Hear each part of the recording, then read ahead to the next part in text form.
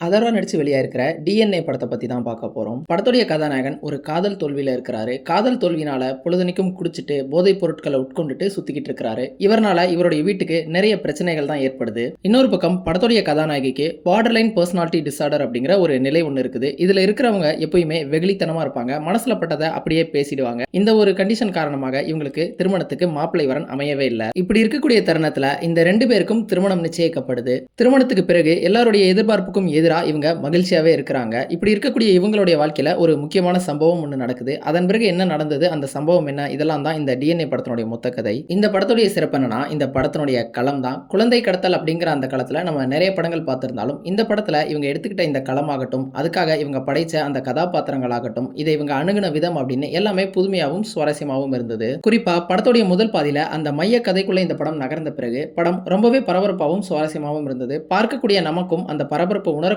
வகையில இந்த படத்துக்கு திரைக்கதை பண்ணியிருந்தாங்க. கதாபாத்திரங்களை பொறுத்தளவுக்கு அதர்வா, ஈட்டி, நூறு இந்த மாதிரியான படங்கள்ல என்ன ஒரு நடிப்பை வெளிப்படுத்தியிருந்தாரோ அதே மாதிரியான ஒரு நடிப்பை தான் இந்த படத்திலையும் வெளிப்படுத்தியிருந்தாரு. ஒரு வழக்கமான கதாபாத்திரம் தான். ஆனா அதை ஓரளவுக்கு கன்வின்சிங்காவே பண்ணியிருந்தாரு.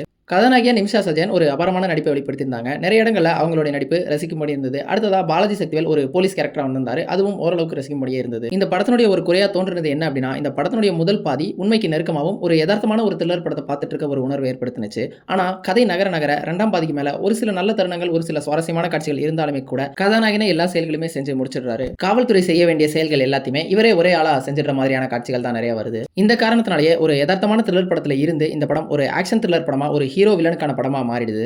முதல் பாதி மாதிரியே இந்த 2ஆம் பாதியையும் உண்மைக்கு நெருக்கமாகவும், கதாநாயகனை கொஞ்சம் கிரவுண்டடாவும் வச்சிருந்தா இந்த படம் ஒரு முழுநீள யதார்த்தமான ஒரு த்ரில்லர் படம் பார்த்த ஒரு உணர்வு ஏற்படுத்தியிருக்கும். மொத்தத்துல இந்த படம் ஒரு சில குறைகள் இருந்தாலுமே கூட பெருசா எங்கேயுமே போர் அடிக்கல. ஒரு டீசென்ட்டான சுவாரஸ்யமான த்ரில்லர் படம் தான். கண்டிப்பா ட்ரை பண்ணி பாருங்க.